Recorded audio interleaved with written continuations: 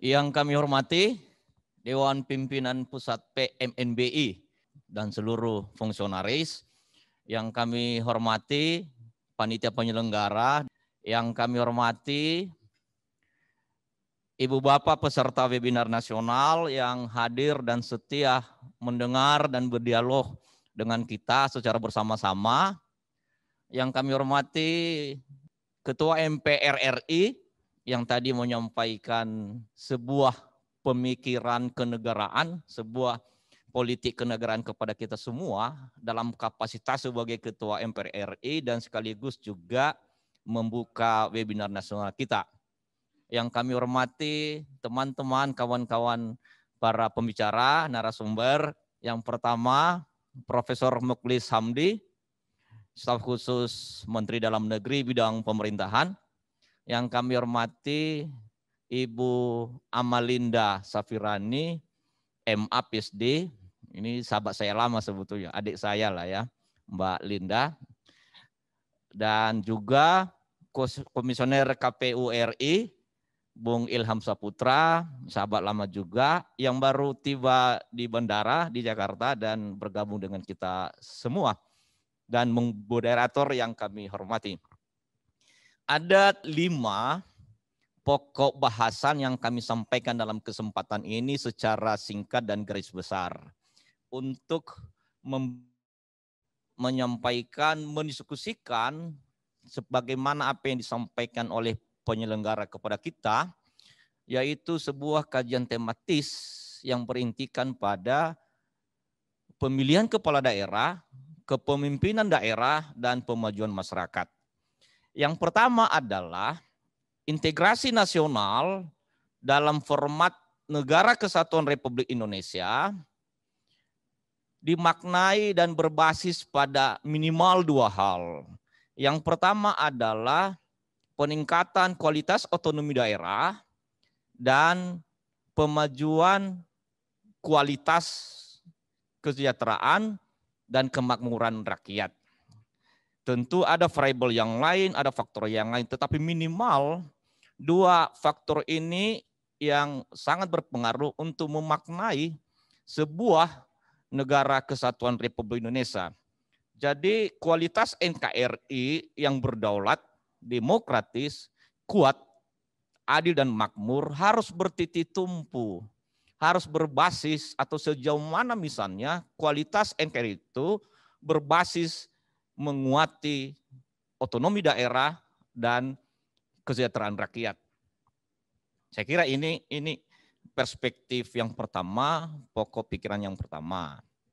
Hal yang kedua adalah yaitu memang tentu otonomi daerah, kualitas otonomi daerah mengandung sejumlah variabel terkait yang saling mempengaruhi, yang saling berdampak, yang saling menguati. Yaitu minimal 3 hal. Yang pertama adalah soal partisipasi rakyat, yang kedua soal kepemimpinan daerah, dan yang ketiga adalah soal pilkada.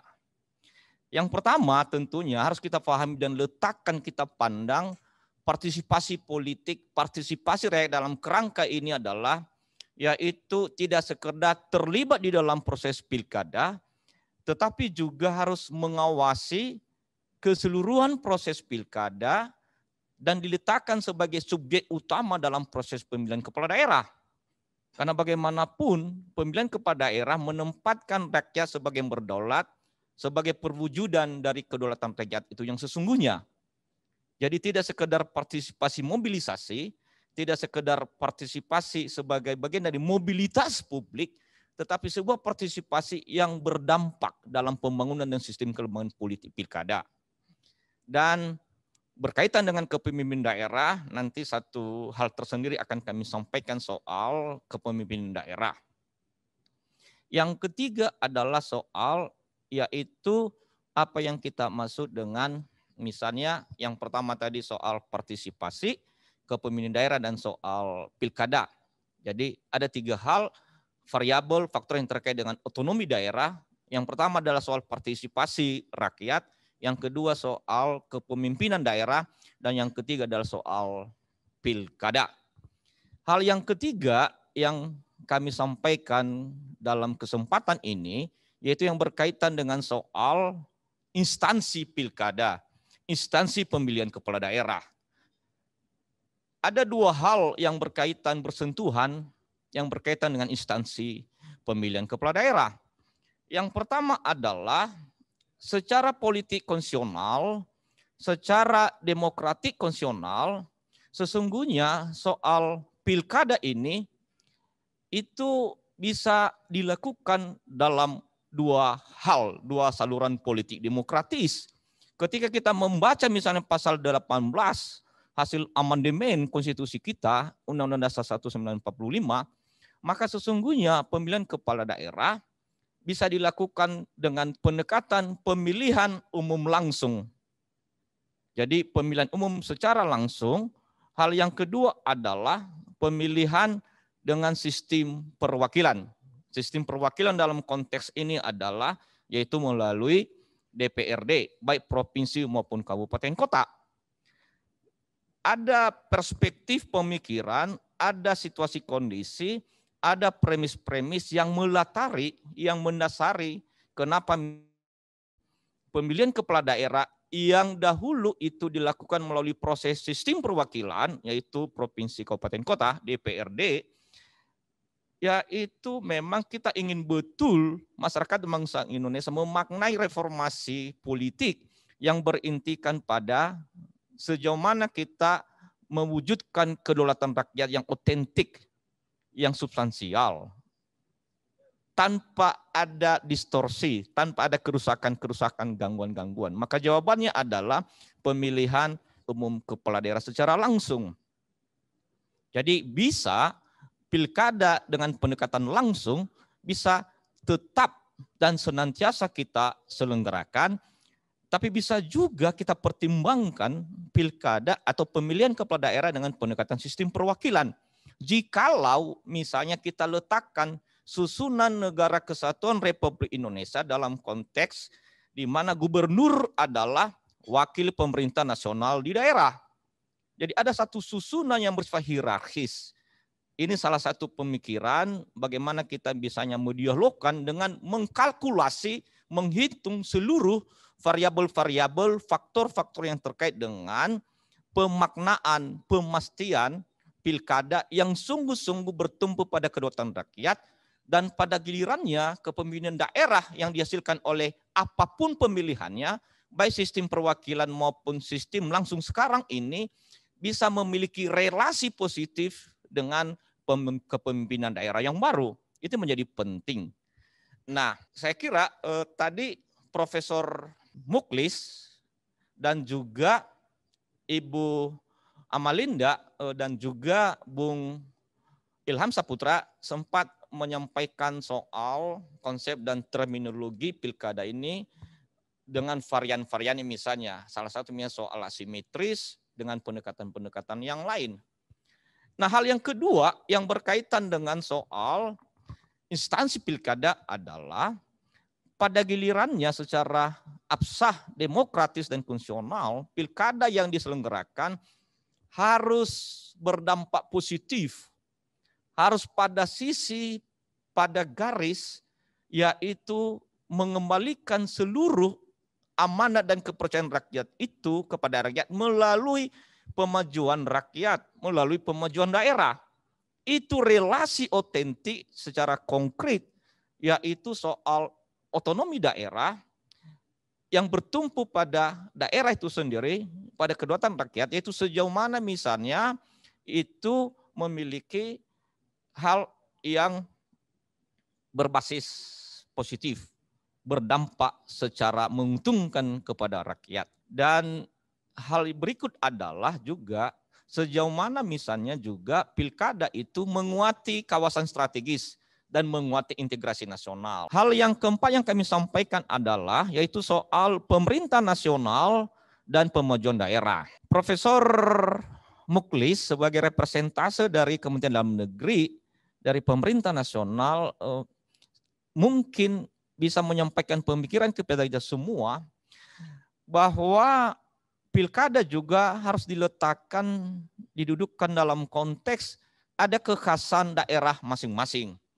Yang pertama adalah bagaimana misalnya daerah, bagaimana pilkada, bagaimana pemajuan daerah diletakkan dalam konteks yang pertama, daerah tersebut daerah tertinggal. Yang kedua, daerah terluar dan terdepan. Yang ketiga, daerah kepulauan. Yang keempat, daerah perbatasan. Dalam konteks itu maka menjadi relevan kita bicara pilkada misalnya mengenai kepulauan. Misalnya ada kepulauan NTT, NTB, Maluku, Maluku Utara, Bangka Belitung, Kepulauan Riau. Sebagian juga kawasan di Sulawesi Utara yaitu Sangir Talaut. Ada 3 kabupaten di sana. Sitaro, Talaut, dan Sangit sendiri. Dan juga Kepulauan Nias. Kepulauan Nias itu memiliki 5 kabupaten kota sebagai daerah otonom.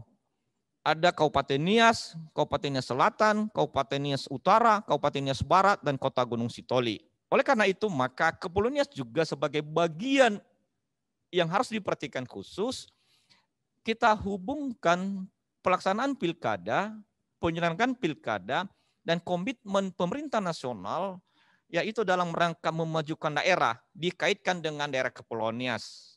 Dikaitkan dengan misalnya daerah Kepulauan Nias sebagai daerah kepulauan, daerah terbatas, daerah tertinggal, daerah terluar juga bahkan dan terdepan, dan juga dari perspektif sejarah pemerintah daerah otonom, yaitu termasuk yang pertama menjadi daerah otonom di pesisir pantai barat Sumatera. Hal yang kelima yang kami sampaikan dalam kesempatan ini sebagai catatan terakhir adalah yaitu kepemimpinan daerah dan pemajuan daerah.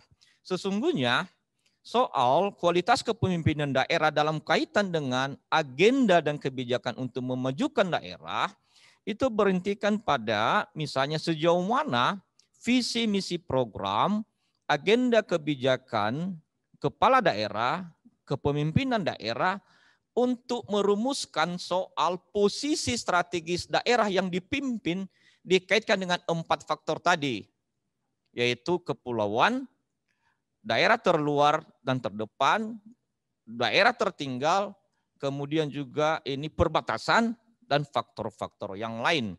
Sehingga visi misi program, kemudian juga agenda dan kebijakan kepemimpinan daerah selama melayani rakyat memimpin daerah memiliki korelasi, memiliki sisi positif untuk membangun daerah, memajukan daerah dikaitkan dengan 5 hal tadi. Dan khususnya misalnya Kepulauan Nias memang yang paling pokok berintikan pada soal pengembangan dan pembangunan kelautan dan perikanan. Dan yang kedua adalah pengembangan dan pembangunan kepariwisataan. Sesungguhnya juga bisa dikaitkan dengan pertanian dan faktor-faktor yang lain. Tentu dalam kerangka ini sesuai juga dengan apa yang pernah disampaikan oleh Presiden Republik Indonesia Jokowi ketika berkunjung ke Kepulauan Nias. Dan itu juga merupakan refleksi dari apa yang menjadi aspirasi konkret kebutuhan Kepulauan Nias, yaitu soal kelautan perikanan, soal pariwisata, dan juga sesungguhnya kalau kita kaji betul berkaitan dengan pertanian. Tentu ini diawali dengan soal pembangunan infrastruktur yang menyeluruh ya. Dan ini menjadi catatan penting bagi kita dengan adanya pemikiran akademik tadi dari Ibu Amalinda Safirani yang juga sudah melakukan berbagai survei riset di beberapa daerah dan juga dengan kehadiran dan pemikiran yang munculkan oleh Profesor Mukhlis Hamdi dan catatan penting soal penyelenggaraan pilkada yang otentik, yang demokratis yang disampaikan oleh Bung Ilham Saputra. Nah, oleh karena itu maka kita berterima kasih kepada PMNBI yang sudah terpanggil menyelenggarakan ini dengan mengundang juga Ketua MPR RI untuk menjadi keynote speech dalam hal ini dan menyampaikan pemikiran-pemikiran penting. Dan semua ini kita laksanakan pilkada ini yaitu dalam situasi kondisi pandemik COVID-19, tentu penyelenggaraan secara khusus, penyelenggaraan pilkada juga secara spesifik, dan yang utama adalah keselamatan rakyat, kesehatan rakyat. Tetapi juga tentu kita sebagai pemangku kepentingan, penyelenggara, pengawas, jajaran keamanan dan pemerintah dan jajarannya juga bisa terpanggil untuk menyelenggarakan ini.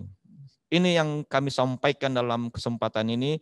Sekian dan terima kasih. Salam Pancasila, salam kebangsaan, salam sehat.